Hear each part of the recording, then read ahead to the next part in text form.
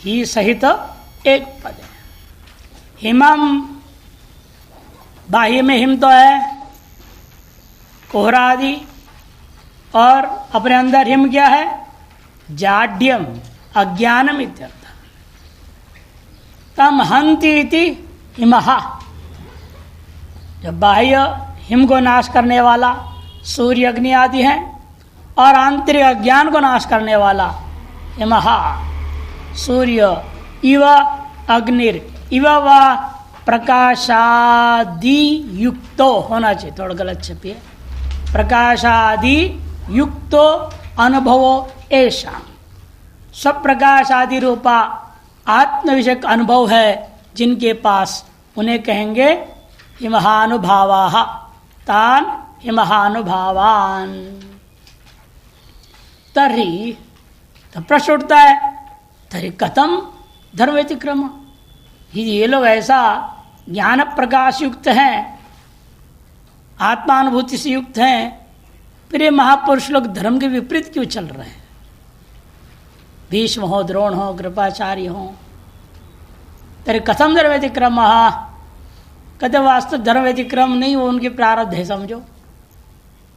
और समर्थ का दोष न गोसाई, जो समर्थ है उन्हें कोई दोष नहीं लागू होता है।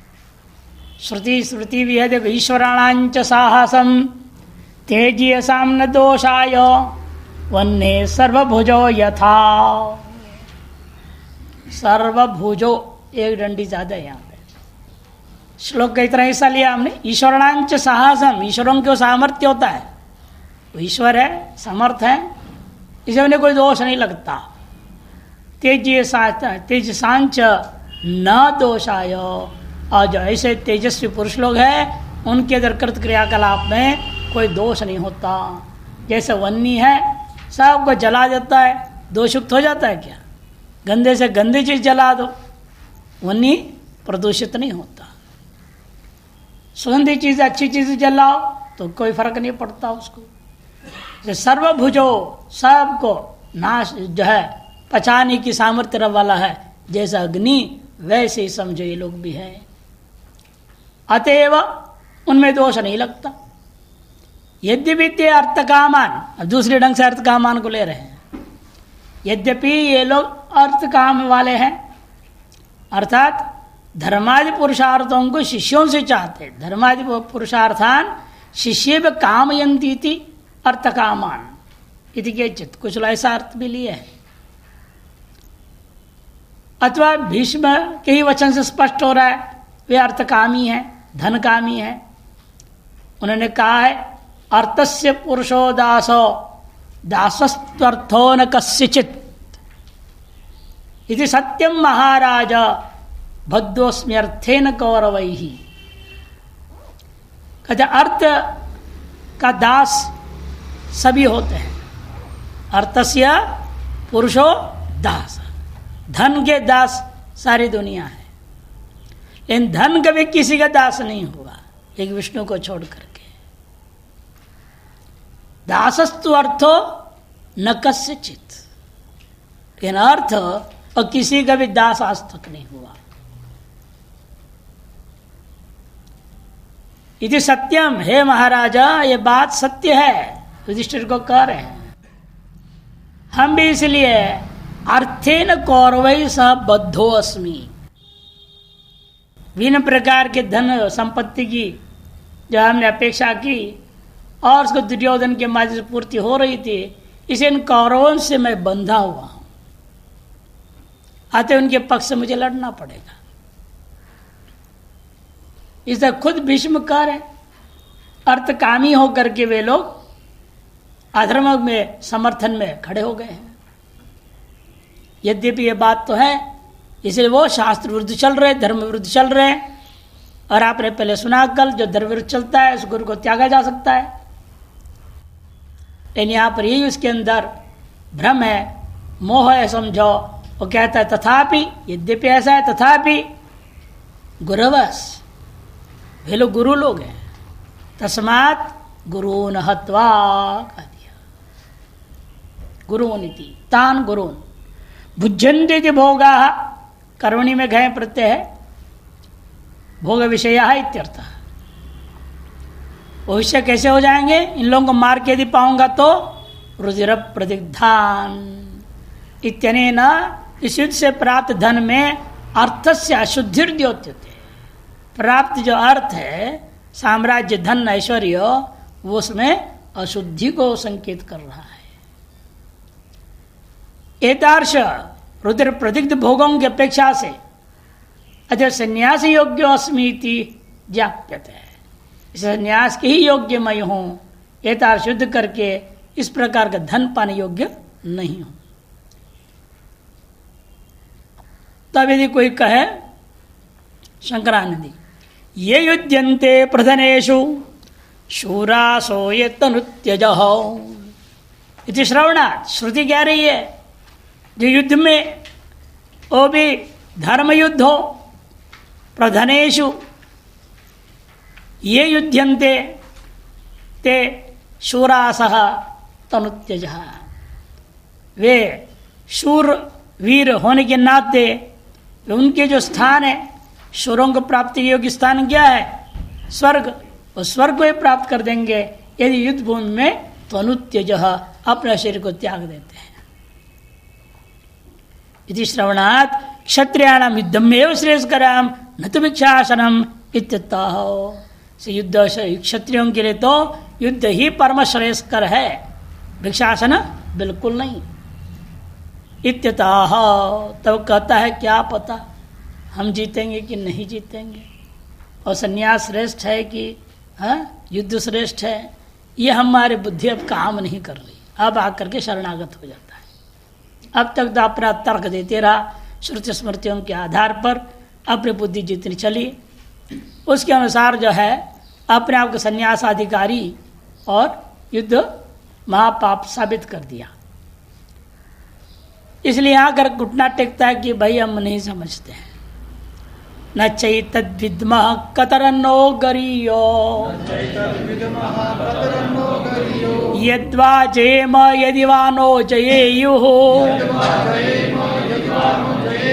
यानेव हत्वा न जिजीविषाम ये अवस्थिता प्रमुखे धार्तराष्ट्राः न चैतद्विद्मः कतरन्नो गरीयो यद्वा जयेम यदि वा नो जयेयुः यानेव हत्वा न जिजीविषाम ते अवस्थिता प्रमुखे धार्तराष्ट्राः न चैतद्विद्मः कतरन्नो गरीयो, इन दोनों में से कौन सा गरी है श्रेष्ठ है मैं नहीं निश्चय कर पा रहा। न चैतद्विद्मः, किन दोनों के बीच में?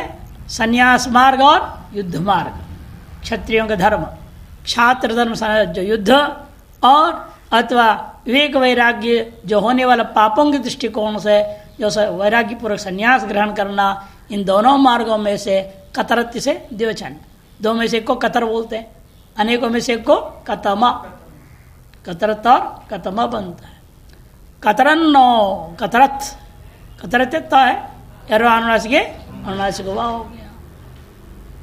हमारे लिए न हमने अस्माकं प्रति एते और द्वयोर मार्गोर मध्ये खतरत करियो इति न चैतद्विद्मः, यह हम निश्चय नहीं कर पा रहे हैं। और यदि मान भी लिया जाए क्षत्रिय होने के नाते यदि क्षत्रिय वर्ण को संन्यास अधिकार नहीं है, अतः मैं युद्ध लड़ भी लूं, ये भी तो निश्चय नहीं है। यद्वा जयेम यदि वा नो जयेयुः, हम जीतेंगे या हम हारेंगे, इसका भी कोई निश्चय नहीं है। और जीत भी लिया जाए, जिनके लिए जीतना होता है अपने बंधु बांधवों के लिए, वे सब तो मरने के लिए खड़े हैं। उसको अपने भाई पांडव क्यों नहीं दिखाई देते पता नहीं है, बार बार कहते धार्तराष्ट्र धार्तराष्ट्र। यहां भी देखो औषधे प्रमुखे धार्तराष्ट्राः, दुर्योधन आदि के मरने की चिंता हो रही है, अपने भाई लोग यहाँ बगल में खड़े हैं, अगल बगल में, वो नहीं दिख रहे उसको, भाई इनके लिए मैं लड़ूं, ये क्यों नहीं सोच रहा। जिनके लिए याने हत्वा न जिजीविषामा, जिन्हें मारकर मैं जीने की इच्छा भी मेरे को नहीं हो सकती, वे कौन? वे धार्तराष्ट्र अवस्थिता, वे अवस्थित है सामने में। ये विशेषता है। यद्यपि आयु के हिसाब से दुर्योधन बड़े हैं अर्जुन के लिए, बाकी सबके दृष्टिकोण में अर्जुन बड़े हैं। इसे अपने छोटे भाइयों के लिए विशेष ध्यान दे रहा है। ऐसे लोग अर्थ लेते हैं। यहाँ छोटे भाई कितने हैं अर्जुन के? पांडवों में 2 ही है, 2 छोटे हैं, 2 ही है। और उधर छोटे कितने हैं? 98 हैं, 2 से बड़े थे, वहाँ 98 पड़े हैं। संख्या कितनी है छोटे की? संख्या बढ़ा कर उन्हीं में है ना। ये उन छोटे भाइयों की चिंता ज्यादा है, उनके लिए मैंने जीतना है और वे यहाँ मरने को तैयार है, उनको मार के मैं जीतूंगा।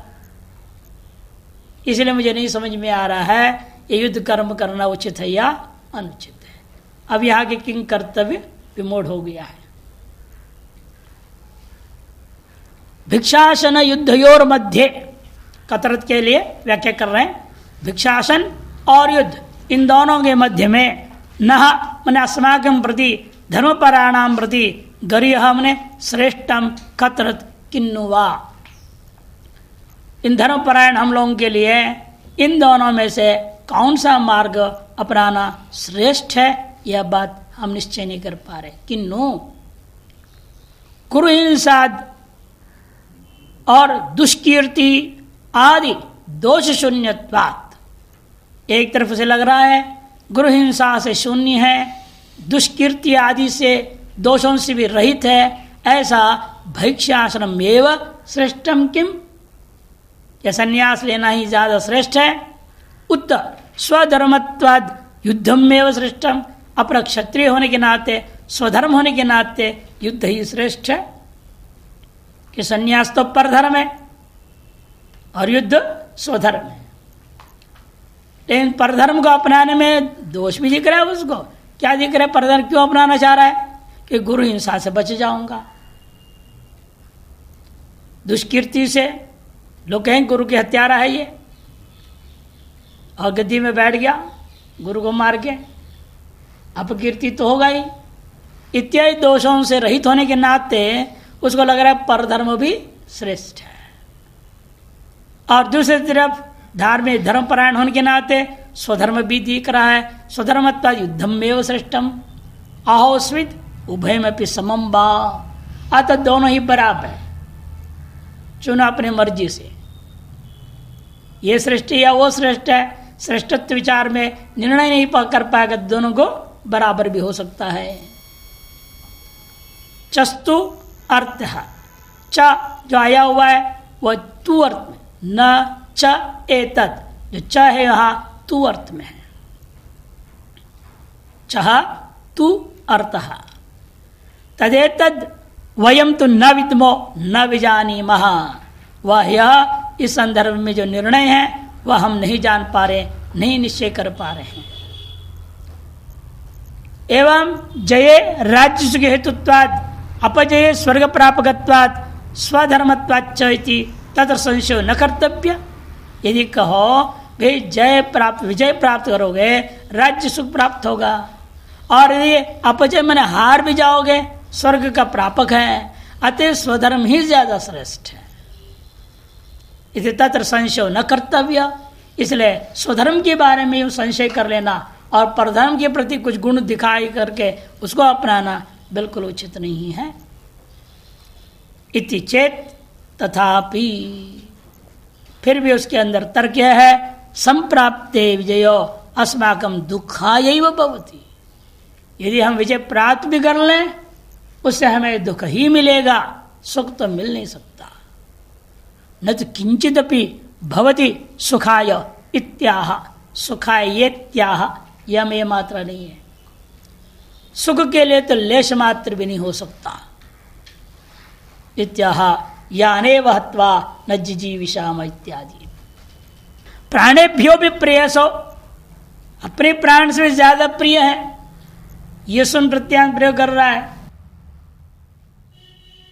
ज्यादा श्रेष्ठ है, अपने प्राण से भी ज्यादा श्रेष्ठ प्रियतम नहीं है। प्रियतम होता तो ये सुन नहीं होता, पृष्ठन होता, पृष्ठा।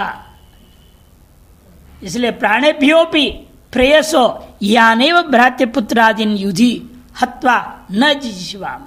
जिन भाइयों को, उनके पुत्रों आदियों को मार करके युद्ध में मैं जीने की इच्छा नहीं कर सकता, जीवितुमपि न शक्नुमा, जी ही नहीं सकूंगा। तएव धृतराष्ट्र प्रमुखे रणमुखे, वे धृतराष्ट्र के पुत्र सब पौत्र आदि प्रमुखे मने रणमुखे, युद्ध के मुख में अवस्था सामने खड़े हुए हैं। म्रियामहे इति तिष्ठन्ति, और यह संकल्प के साथ मान लो खड़े हैं हम मरेंगे, ये निश्चय करके खड़े हो गए। म्रियामहे इति तिष्ठन्ति अवस्थिता भवन्ति। अतो अनर्थ हेतु युद्धाद भैक्ष्यशनम एवं न श्रेयस्करम इत्यर्थ। इसलिए अनर्थ का कारणीभूत युद्ध की अपेक्षा से भिक्षासन ही हमारे लिए श्रेयस्कर है, यह विचार के साथ युक्त हुआ है।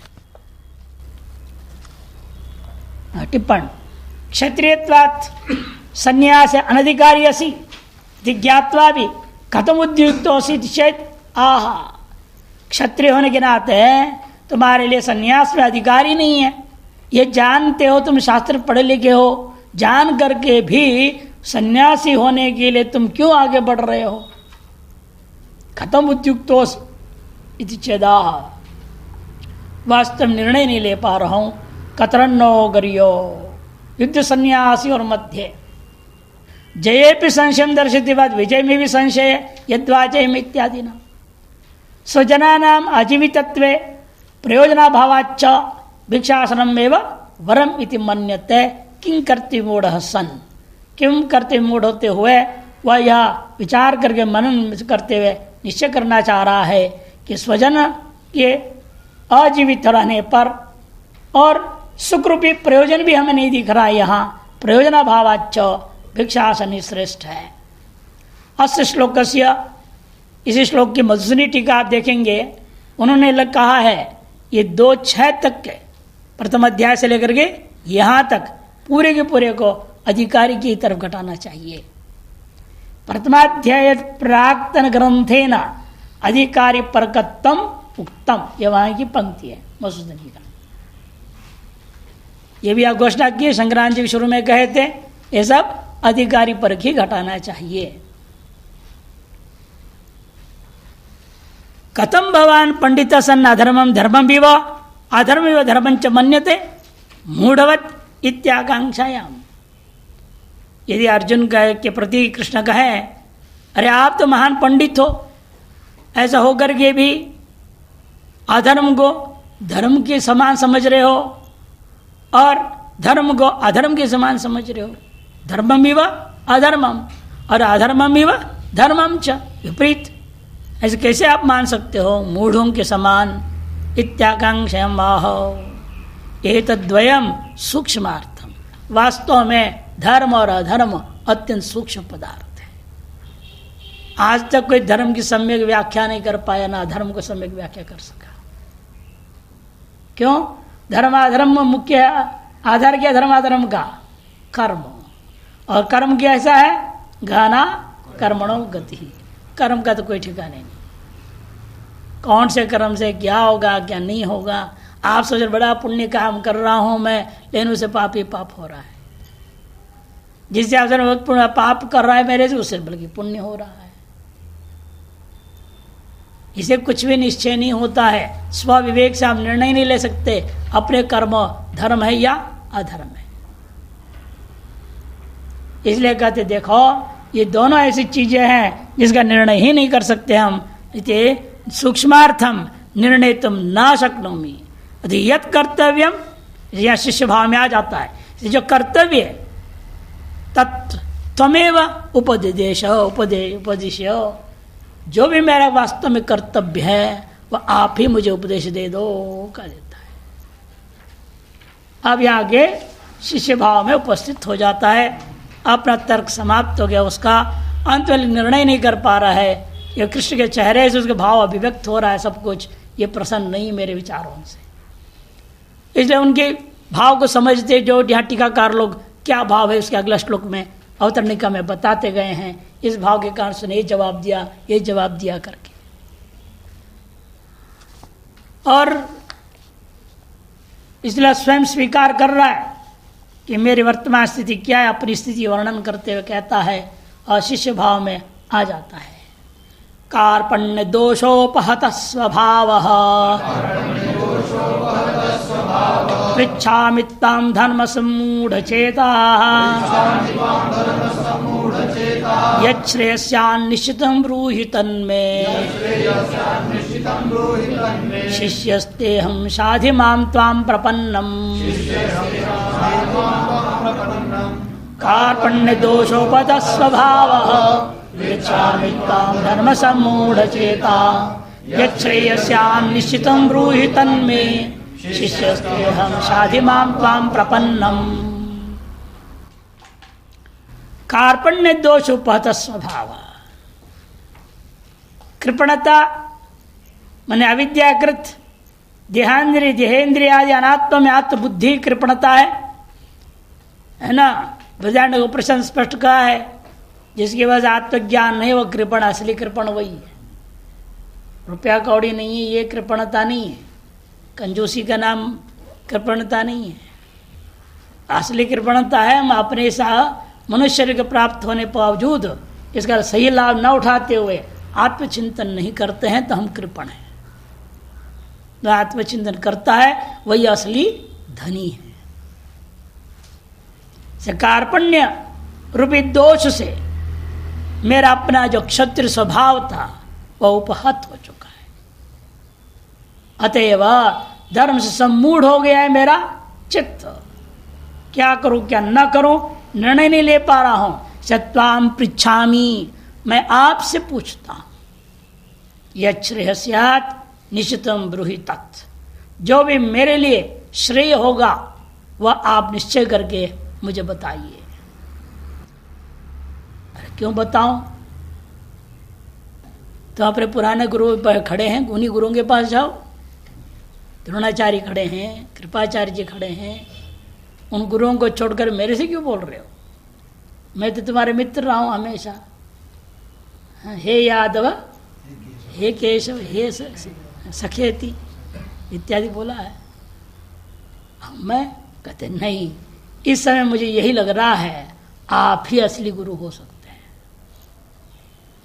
शिष्यस्ते, मैं आपका शिष्य भाव को प्राप्त कर रहा हूं। ते अहम शिष्य अतएव त्वाम प्रपन्नम माम शाधि, आपके शरणागत मेरे को उचित अनुशासन से अनुशासित कर दो, उचित उपदेश प्रदान करो। देखो शंकराचार्य टीकाकार कहते हैं अविद्याकृत देहेन्द्रियादि अनात्मनः स्वरूपम इदमेव अहमिति व्यवहरति इति कृपणः।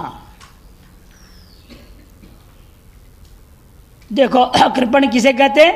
अविद्याकृत देह इंद्रिय आदि अनात्माओं को ही यही मेरा स्वरूप है, इदमेव स्वरूपम अहम इति व्यवहरति, यही है मेरा असली स्वरूप है, ऐसे ग्रहण करता है और व्यवहार करता है जो उसी का नाम कृपण है।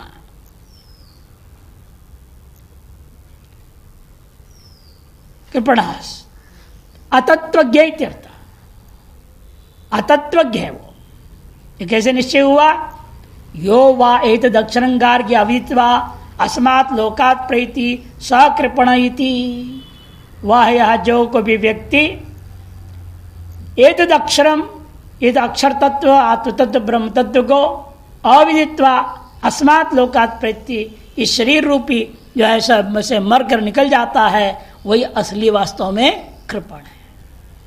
हे गार्ग्य संबोधन याज्ञवल्क्य के द्वारा इति। दूसरी तरफ एक और स्मृतिकार भी है, कृपणो यो अविचितेन्द्रिय या अचितेन्द्रिय। कृपण वह है जो अपने इंद्रियों पर काबू नहीं रखता, इंद्रियों को वश में नहीं रखता, वह कृपण है। इति श्रुति स्मृति प्रसिद्ध है। ये श्रुति स्मृतियां प्रसिद्ध है। तस्य भाव तार्श कृपण का भाव को कहते हैं कार्पण्यम। कृपणस्य भाव कार्पण्यम। तस्य भावस्तु तलौ के अधिकार में शय प्रत्यय गुण कर्म ब्राह्मणवादिभ्या। तो शय प्रत्यय बना इसलिए कार्पण्यम बन गया। कार्पण्य रूपी दोष है। कार्पण्यम अज्ञत्वम अज्ञान अज्ञत्व कहो अज्ञान कहो तम प्रधानत्वात् वस्तु स्वरूपम दूषेति तदेव दोषा। तम प्रधान होने के नाते वस्तु के वास्तविक स्वरूप को प्रदूषित कर देने वाला होने से कार्पण्य ही सबसे बड़ा दोष है। अन्य सारे दोष शते जो है पंचाशत न्याय यह हस्तिपाद न्याय के अनुसार इस दोष के सारे दोष छिप जाते हैं। सारे सब दोष के छोटे मोटे, कोई बड़े दोष है ही नहीं, कोई बड़ा पाप ही नहीं। असली पाप तो यह है हम आत्मघाती बने हुए हैं। आत्मघाती वही जो आत्मचिंतन ना करें, यथार्थ स्वरूप को ना समझने की कोशिश करें, यही सबसे बड़ा पाप है। उन सभी पाप सबसे बड़े पाप है, बाकी सब पाप उसमें छिप जाएंगे, छोटे हैं सब उसके सामने। ये इसलिए दोष है बोल दिया। दूषित तदेव दोष, कार्पण्यता ही दोष है। तेन उपाहता तिरोहिता स्वस्य अविक्रिय से प्रत्यगात्मन भाव सत्ता यश स कार्पण्य दोषोपत स्वभाव। उससे उपहत मने तिरोहित हो गया, छिप गया है। क्या छिप गया? अपनी अविक्रिय जो प्रत्यगात्म स्वरूप है वह छिप गया है। स्वस्य अविक्रियस्य कौन है? प्रत्यगात्मन भाव। तस्य भाव आत्मा के भाव का नाम स्वभाव। स्वस्य भाव इति स्वभाव। स्वस्य मने आत्मना प्रत्यगात्मा का जो भाव मने सत्ता। भाव का अर्थ क्या किए? सत्ता। यस्य स ऐसा हो गया है जिसके साथ उसे कहेंगे हम कार्पण्य दोषोपत स्वभाव। अविद्या अतिरिक्त अविद्या तिरस्कृत आत्मस्वरूप। अविद्या अपनी अविद्या के द्वारा हमने अपनी आत्मस्वरूप को तिरस्कृत कर लिए हैं। यस्मात् जिसलिए ऐसे हैं इसलिए धर्म मूढ़श्चेता अविद्या संसारे पाथ्यमान पुमान धार्यतने नीति धर्म। धर्म सम्मूढ़ चेता के लिए कह रहे अविद्या संसारे पाथ्यमान अपमान। अविद्या से संसार में गिरता हुआ ये जो पुरुष कोई आधार चुनता है, मैं डूबू नहीं संसार में, जिस आधार को पकड़ता है संसार से मैं डूबने से बचने के लिए, उसी का नाम धर्म है। अनेना धार्यते पुमान। पुमान जो है जिसके द्वारा अपने आप को इस संसार रूपी सागर में डूबने से बचने के लिए नौका के रूप में धारण कर लेता है, उसका नाम धर्म है। तस्मिन सर्व प्रकाश के ज्ञानात्मक धर्म में अभी कौन सा धर्म लेना है? वो अन्य धर्म नहीं लेना, कैसे सीधे ही स्वस्वरूपात्मक लेना। सर्व प्रकाश के ज्ञानात्मक धर्म में सम्मूढ़म अप्रविष्टम चेतो यस्य। सम्मूढ़ मने अप्रविष्ट है चित्त जिसका, ऐसा तथोक्त पुरुष का नाम जो है धर्म सम्मूढ़ चेता।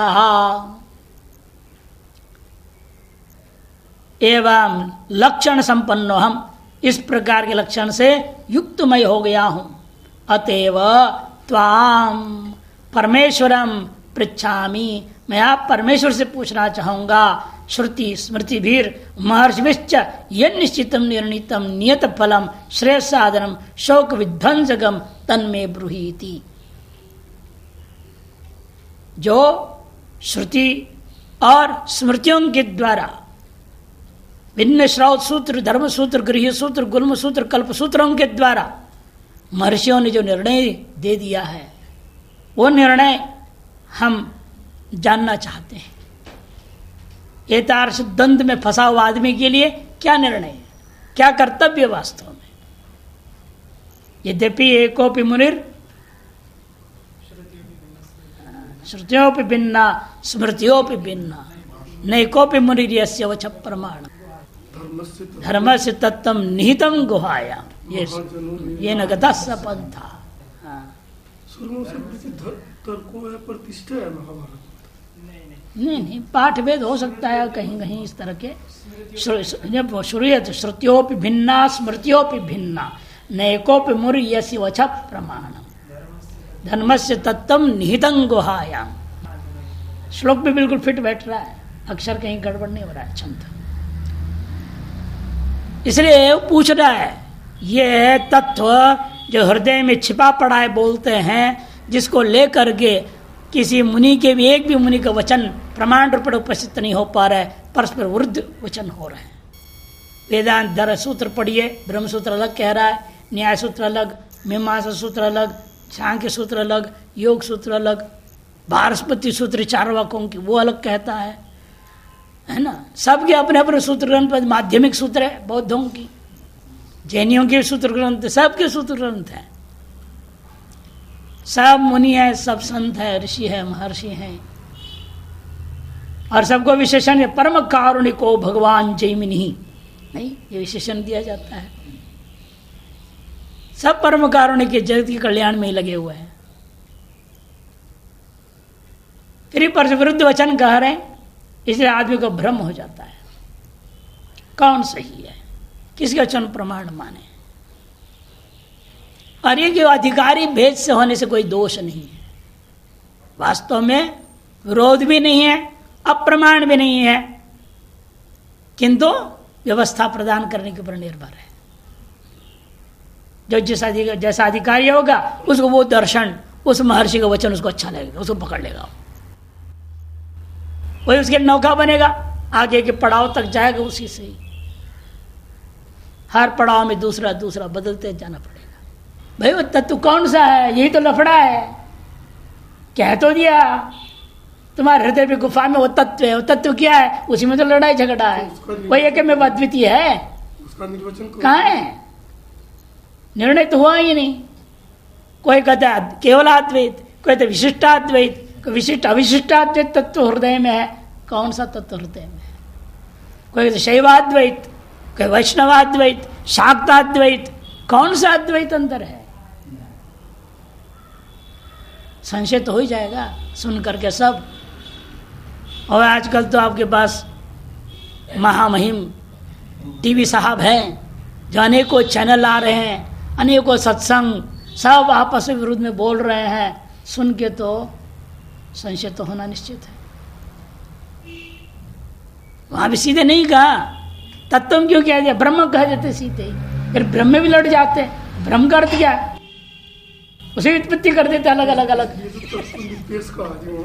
तत्व शब्द ऐसा प्रयोग कर, सामान्य शब्द प्रयोग कर दिए, अब लड़ते रहो सामान्य शब्द का अर्थ निर्णय करने में। इसलिए कहता है ये सब निर्णय आप भगवान के अलावा दूसरों के वचनों से नहीं हो सकता है।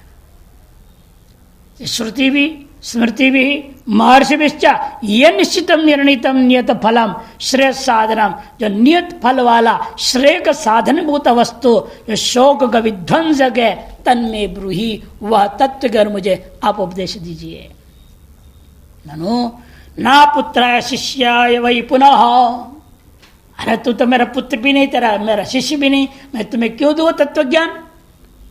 श्रुति ने वर्णन किया, साफ ही कह दिया अपुत्राय अशिष्याय वही न, कभी ब्रह्म विद्या नहीं देनी चाहिए।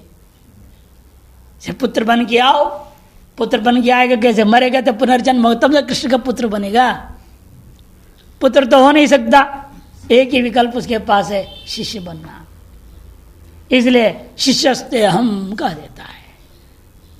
यदि श्रवणात् पुत्र शिष्य व्यतिरिक्ताया अति रहस्यम न वक्तव्यम, पुत्र शिष्य आदि 6 है अधिकारी वास्तव में, इस श्रुति में 2 बताया, लेकिन महा सरस्वती परिषद में आया हुआ है 6 अधिकारी, टिप्पणी में बताऊंगा। उन 6 अधिकारियों में से शिष्य बनना सबसे उत्तम होता है।